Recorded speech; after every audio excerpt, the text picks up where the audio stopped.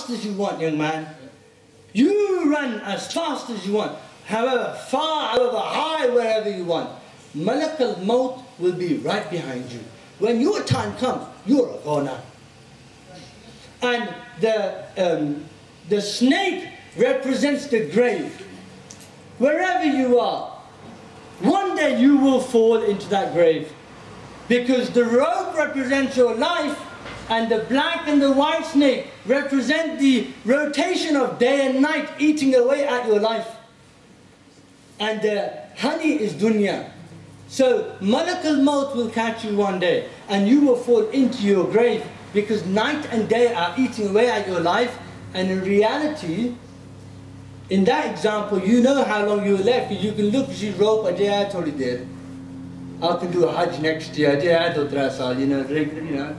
do Hajj next year. But in reality, turn the lights out. Now you know where you are, bro. Because you don't know where you are.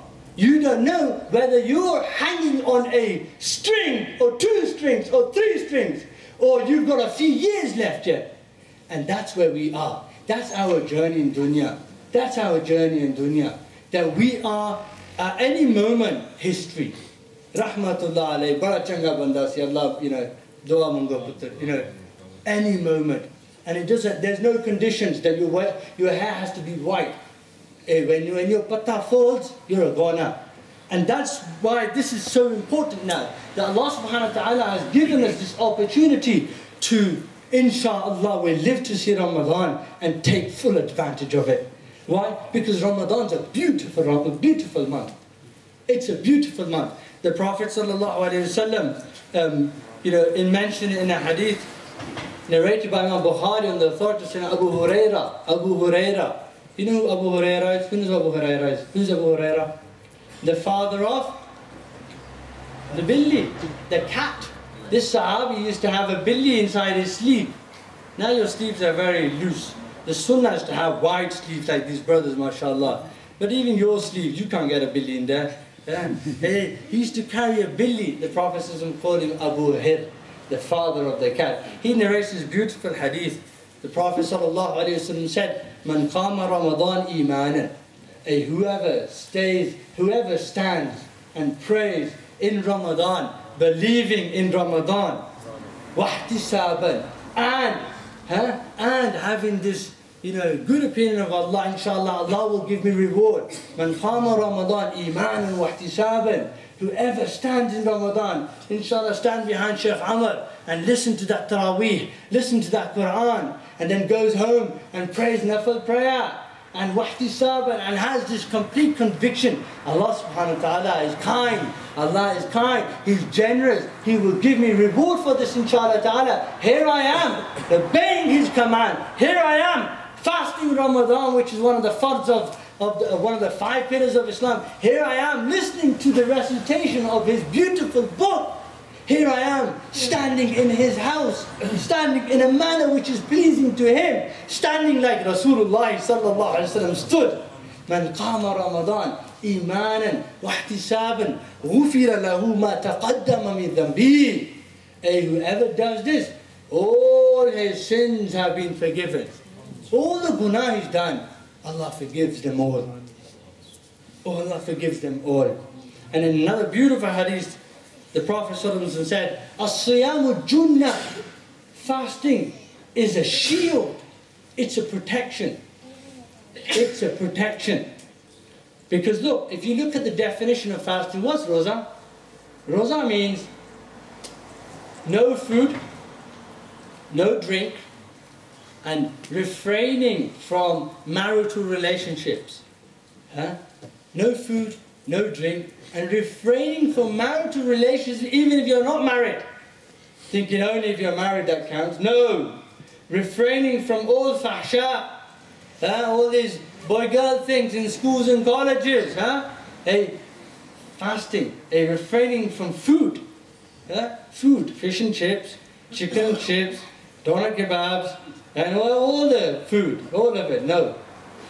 No chasha, sorry Babajis, no chasha, no dudh patti, no milkshakes, no red balls, blue balls, pink balls, whatever, none of them, okay? Hey, none of it. No food, no drink.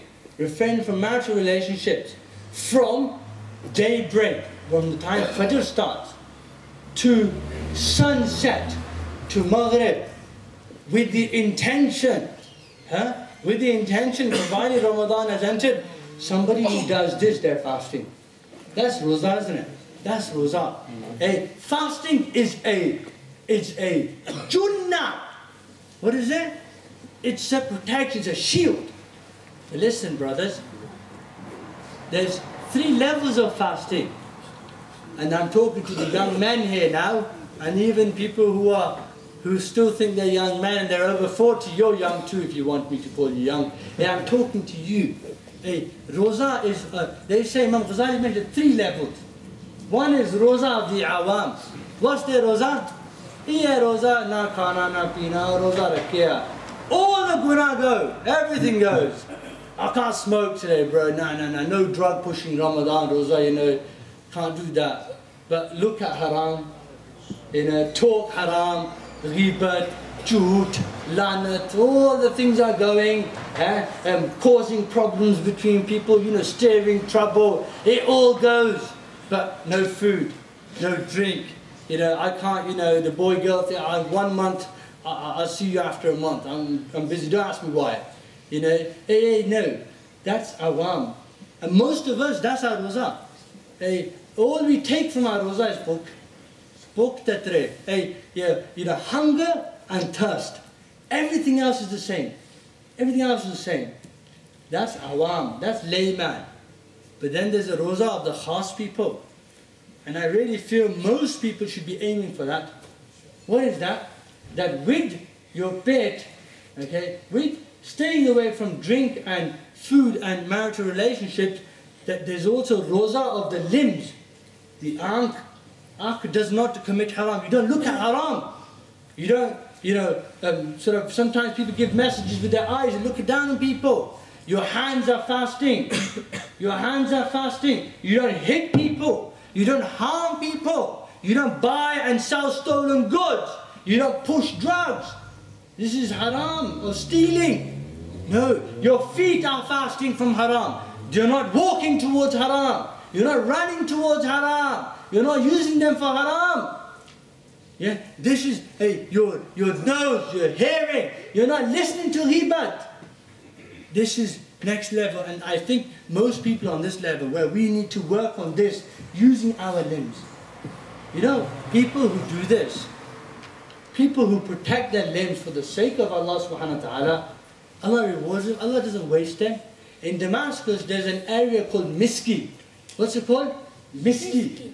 في منطقة في دمشق سمى Miski.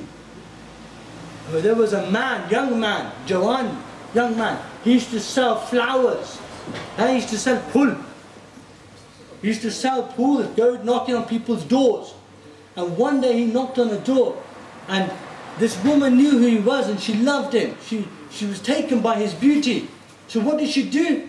She plotted. The next time he knocks on my door, I'm going to pull him in and close the door. And she did this. When he knocked on the door, she pulled him in and closed the door. Not like England, you could run out the back garden. Damascus, the Buyut Shamia, once you enter, there is no back garden. That's it, you're in. You're confined inside, there's only out. She stood next to the front door. What's he going to do? She goes, you try anything and I scream. This is the story of Yusuf alayhi salam. You try anything and I will scream. You will do what I ask you to do. Imagine, young man. Hey, young men, young sisters. Imagine, you're in a situation like this. There you are. You're stuck. Most people make dua, Ya Allah, give me a situation like this. No. Man who has taqwa, he don't make dua like that, bro. Don't make that dua. Might be accepted in Ramadan. Don't make the dua. Imagine you're in that situation. What would you do, young man? What would you do? What would you do to get out? Let me complete the sentence. What would you do to get out of this situation? Look at this young man, wallahi. Look at this young man. Look at what taqwa does. Look what piety does. Look what good action does. good works. Look the heart he had. He thought, I'm stuck, man. How do I get away from this woman? She's shaitan. How do I get away? He thought of a plan. You know what his plan was? Are you ready for it? His plan was this. He said, look, I'll do whatever you want me to do. I will do it. She got happy. But just give me one moment. I just need to go to the bathroom. So she goes, go. She knows he's not getting out because there's no windows to sneak out like in England. So he goes to the bathroom. You know what he does? He puts peshab, he puts feces all over his body. What does he do? He puts the ugly thing all over his body. That's what he does. And he steps out. So here's a man, a young, beautiful man, who sells flowers. And he's in this situation and he puts this all over his body. And he comes out. What does she do? Opens the door and closes the door. But not that. Imagine you're in High Wycombe. You've got to walk through Jubilee Road. What's the junk newspaper going to read tomorrow? Chaudhry Fulana Putra, you know, what's it going to say? He had to walk through his neighborhood in front of the people he knew with all this mess on him. But what do they know? That this was put for a reason. This was not for some dunyavi ghara, some dare, some £1 million at the end of it. No! He put this on himself for one purpose only. That was to seek to gain the pleasure of Allah subhanahu wa ta'ala. Because he, in this extreme situation, saved himself from being tarnished. Saved his reputation. Never mind what people say. Between him and Allah, nobody would have known what had happened. No, he's got too much self-respect. He is God conscious. He knows if nobody else is there, Allah is watching. He knows that. Look how Allah rewarded him. That area became known as Mosque. He walked home. He went home. He took a bath. He took a bath. He took a shower. He washed himself. After that day, they said, you could smell musk coming from his body. Allahu Akbar. It's had to this extent that the entire neighborhood, instead of being called Totteridge, is called Mosque in name of that young man. Allahu Akbar. That young man is from our ummah, from the ummah of Rasulullah sallallahu alaihi wasallam. You can be like that young man. There's nothing stopping you, young people. You can be great. But you must make these choices. These choices are in your hands. And this is what Ramadan does. Ramadan gives you God consciousness. It gives you God consciousness. It gives you taqwa. How does it give you taqwa? And I finish with this. I bring this to an end. It gives you taqwa, young man. How? Because fasting is such a thing, such an act. It's unlike any other action. All the other actions are between you and everybody else can see. You pray namaz, everybody can see. You got hajj, everybody can see. But when you're fasting, who knows you're fasting? It's between you and Allah Ji. Nobody else. That's why Allah subhanahu wa ta'ala said, the reward of fasting, only I can give reward for that. Nobody else knows the reward for that. Why? Because look, when you're in your home alone, young people, you're listening, and nobody else is there, and you know there's a nice cold Kit Kat in the fridge, right? Or a nice samosa pakora in the microwave, and mum's gone out to the shop, put the relation, that's mint, whatever. Now your mind is working. I'm hungry, bhuk lagi hai. It's been 10 hours. Now your mind is working. I have a sweet in my pocket. I'm young men and women, and you can take this on any level you want. I've got a packet of cigarettes in my pocket. I'm driving back from work. And nobody can see me. I'm on the M25. Nobody knows me here. I've got tinted windows anyway. Even if they did see me, they wouldn't get I'm smoking. Let me have a fag. Nobody's looking. Nobody's looking. I'm at college, I'm at uni. Nobody knows. This is the beautiful thing. You know, I'll go and eat samosa under my pillow, under my blanket, under my bed. Hey, the beautiful thing about Roza is, the Roza person, he's there and he thinks, Musa, Allah is watching. So he puts it down and walks away. Glass of water, about to drink. Allah is watching. Allah is, He's aware. Allah is everywhere. Allah is wherever I go, He's with me. He's about to smoke. Nobody else is there. All got it with me. They're all smoking. Come on, Muhammad, have a fag on us. Nobody else is there. He's like, I'm fasting. Thank you very much. But you know, because his dealing with Allah subhanahu wa ta'ala, his dealing is not with fulan and fulan. So this is why it creates this awareness. I'm about to drink. No. I'm roza rakiyah. I'm about to eat. No. Wherever he goes. So he leaves food, and he leaves drink, and he leaves his relationship. And the beautiful thing is, pani is halal. Yeah, this is my own kamai. Karana pani is halal. This is samosa. I worked hard for this. Halal. Cigarette, maybe haram. I don't know. Okay. Hey. The point is, this is all mine. Do you see? So Allah, this is my wife. It's all halal. Allah is training you. Oh, insan. Oh, Abdi, my slave, if you can leave halal for a month, from morning to evening, you can leave halal. All your favorite chocolates and your cappuccinos and whatever else, you left them all. For me. Then you take it from me. You have the strength. Inshallah, you have the energy. You have the taqwa required. That after Ramadan, you can throw these cigarettes away forever. Forever. And those sinful relationships that you have, and those favorites on your internet, forever you can let go. Why? Because you've proven to yourself, I have, with the power of Allah, with my tawakkul with Allah, I can leave halal. So what can stop me from haram? And this is the point. It gives you, and it's incredible. It can only be from Allah. And in this ummah that we have this, that the entire ummah, kala, gora, chitta, pila, whatever color you are, wherever you're from, everyone who says La ilaha illallah Muhammadur Rasulullah, when Ramadan comes, all together, bro, all together, simultaneously, the entire 1.5 billion Muslims, those who follow, they all fast together. They fast for the same Lord. They fast for the same conditions. All the same. What a beautiful month. Allah says, the Prophet said so, you know, فُتِحَتْ أَبْوَابُ الْجَنَّةِ إِذَا جَاءَ Ramadan, when Roza come, Jannat, the doors of Jannah open.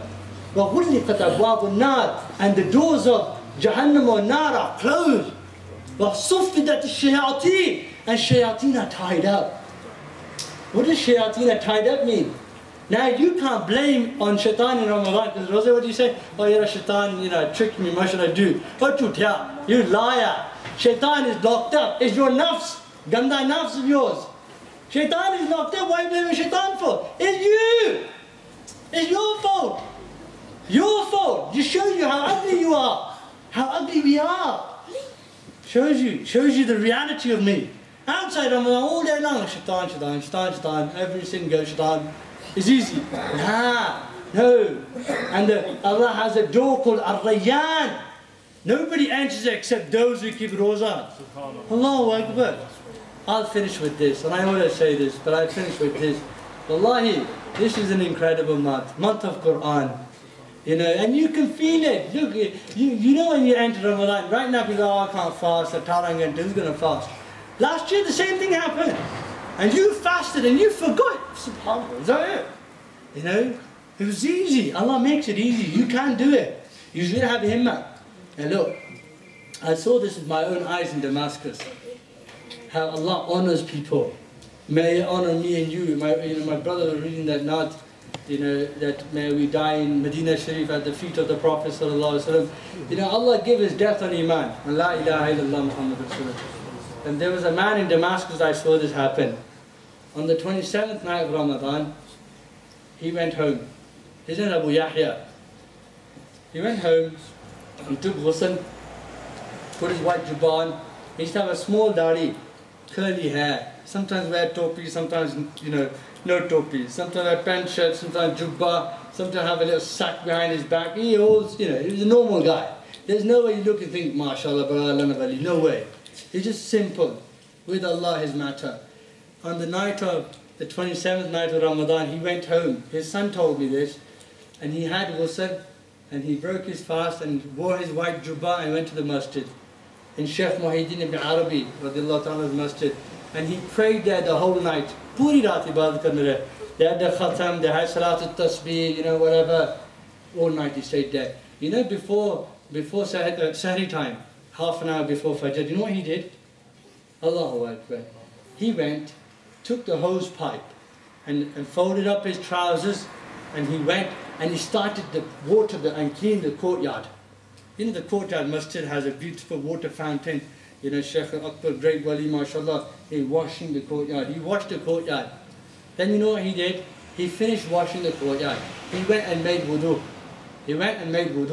I know this man. I used to see him. I used to pray next to him. And he wasn't seen as wali. No, he's just normal man. He made wudu. He came back and he lied down next to the water fountain. And he died in the masjid at the Sahri time of the 27th night. When we came in the morning, when somebody died, there's this awe, there's this feeling. You can feel something happened here. And there was no signs of him, but they told us afterward, he died right here. Allahu Akbar. Hey, may Allah give us this type of beautiful death, inshallah ta'ala. But more importantly, may He give us tawfiq to work hard in this Ramadan. Maybe this is your last Ramadan. Give it your full, man. Like the Prophet ﷺ would. When it came to Ramadan, he would wake up his family. He would wake up his family at night. He would tie his belt, meaning he would take things seriously. Outside Rasul wasn't that, like for example, he was the most taqwa person on earth. We know this. There's nobody better than Rasulullah sallallahu alaihi wasallam in ibadat and everything. These three Sahaba came, they knocked on the door of the Prophet and they asked his wives, they wanted to know what he was like at home. They thought, Hazur Pak, puri rati, ibadat, and everyday roza, the Prophet, this is. And they found something different to what they had imagined. They found the Prophet sometimes roza rakhne and sometimes they didn't. And sometimes he would, he would wake up every night, but short time, not the whole night from, Maghrib to Fajr. No. He would wake up, he would sleep. And they started to belittle it, thinking, this is Rasulullah. And they don't do that much worship. We do more. Meta, one said, I got fast every day. The other one said, Puri Rati Namaz Padna, every night, all night I pray. The third said, I'm never getting married. I want to devote my life to worship. And when the Prophet ﷺ learned of this, and he said, he told them, he went to the mosque, he said, who are these people? He said, I am the most God-fearing of all of you. Yet I fast and break my fast. A beautiful balance. Balance. Fast, and then sometimes I don't fast. Monday and Thursday, And then I don't stay awake the entire night. Sometimes stay awake a bit longer. But stay awake every night, but not the entire night. And I'm getting married, I'm married, A balance. Balance. This is the beautiful life of the